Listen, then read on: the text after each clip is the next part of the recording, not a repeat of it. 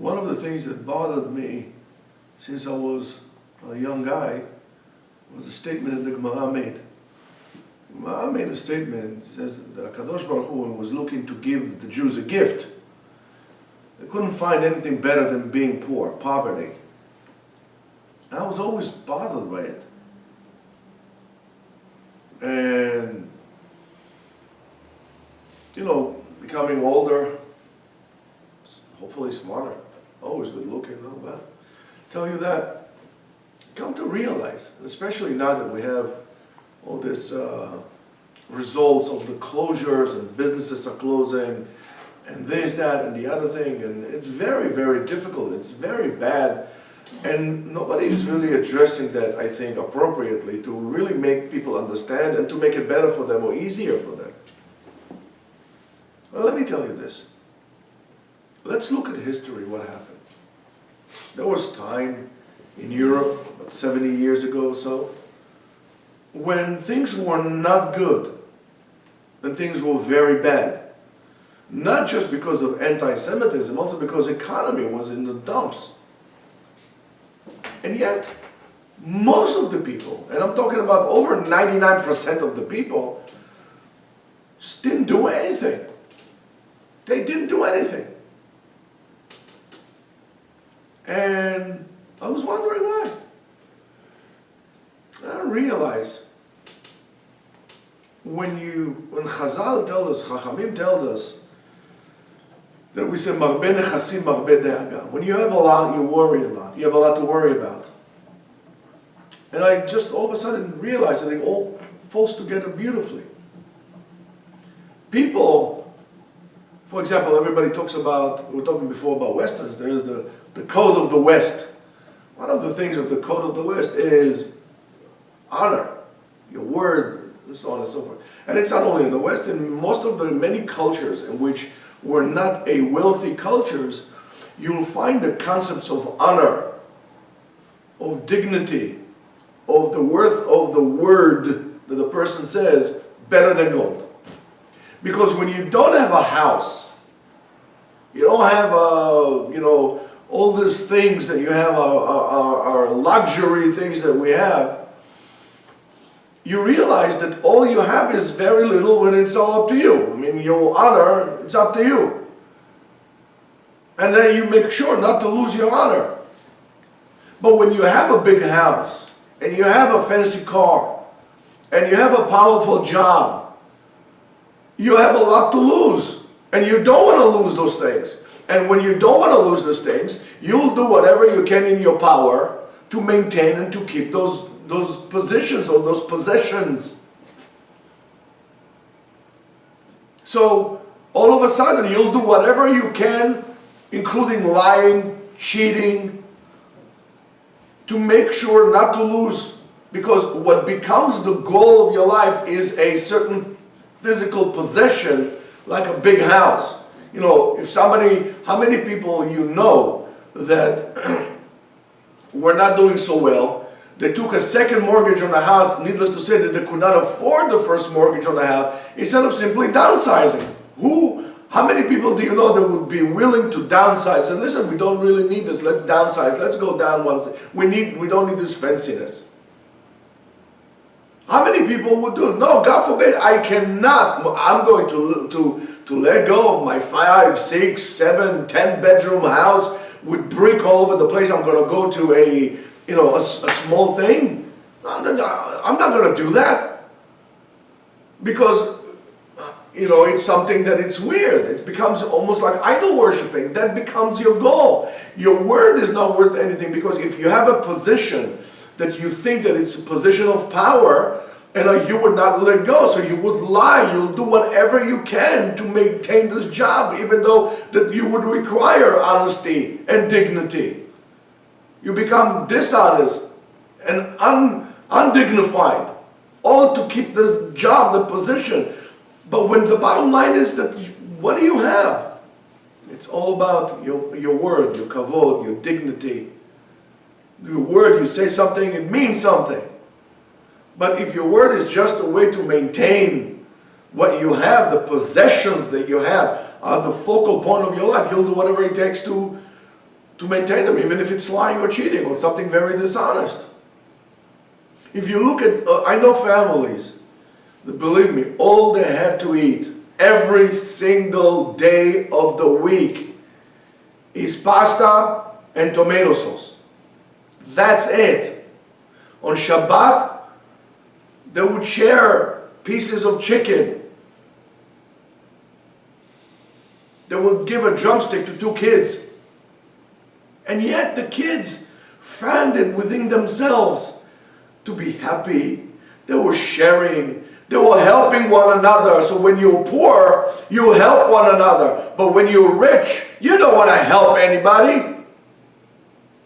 Because your possessions are so dear to you that you're afraid that somebody, God forbid, will take something from you, even if it comes down to your kids.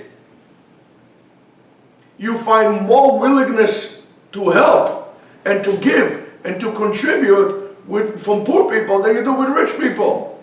So ultimately, HaKadosh Baruch Hu did do a favor to us by giving us poverty, because we don't understand that. My son was in Israel, he was there for 2.5 years. He says to me, Abba, let me tell you, there were people, you go to a shul, on Friday, because it was in Yeshiva there.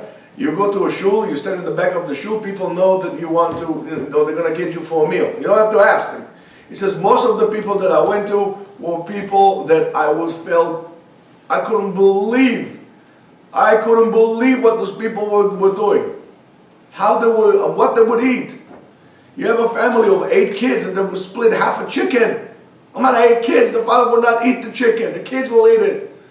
One time, he came in and they had another friend. So one of the kids gave up the chicken. They felt so bad. So on Sunday they came in, they brought them a whole gift. Food, and they bought them all the stuff like this. When you don't have anything, it's not a problem for you to give. To find it within yourself to give, because I don't have anything. So don't be that kind of a person. Don't learn the lesson the hard way. Don't learn the lesson the hard way. Learn the lesson willingly. Don't be obsessed with your possessions. Don't set a goal to have a big fancy house with a big shining car and so on and so forth. Don't. This is not your dream. This is false. Go back to basics. Find within yourself the place that gives. Give. Share. Look at what is important. Does your word mean anything? When you say, listen, I will do it or I will not do it, is your word worth anything? If your word is worth nothing, nothing that you have is worth anything. Do you live by a code of honor? Do you live by a code of respect? Respecting one another, helping one another. How could I fulfill the mitzvah in the Torah, ve'ahavta l'reacha kamocha, when I feel that all you want to do is take away from me? I would not.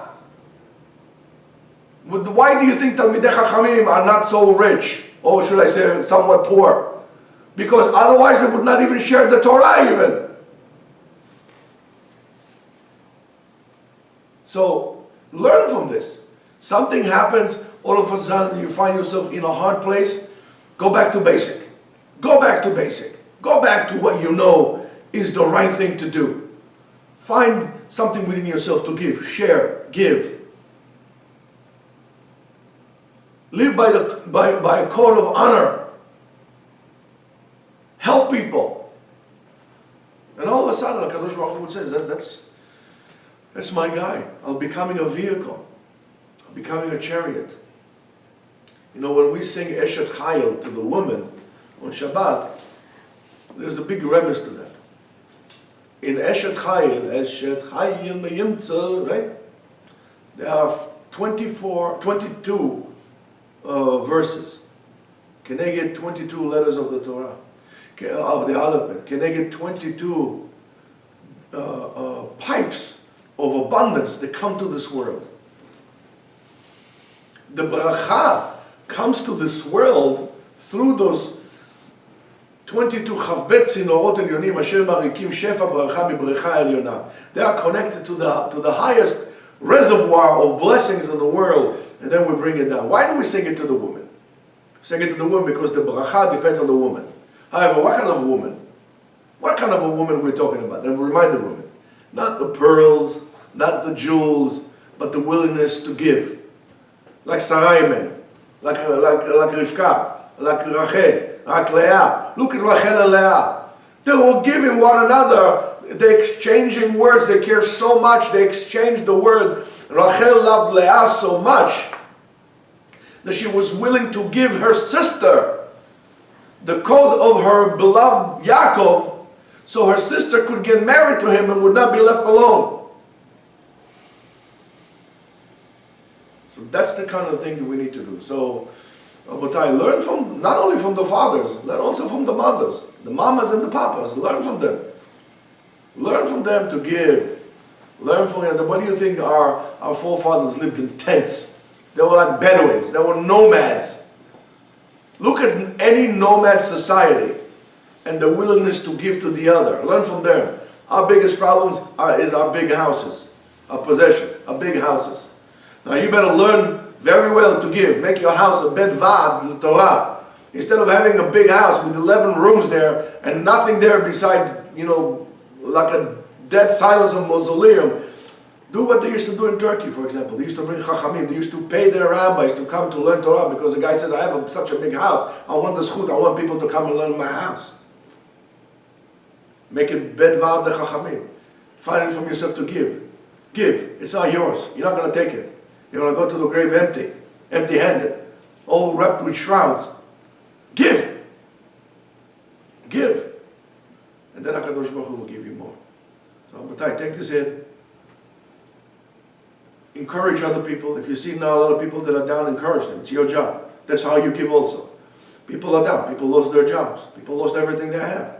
It's your job, not just to give them a tzedakah. Cheer him up. Give him chizuk. And you'll, because of that, be chazak by yourself. Have a great day.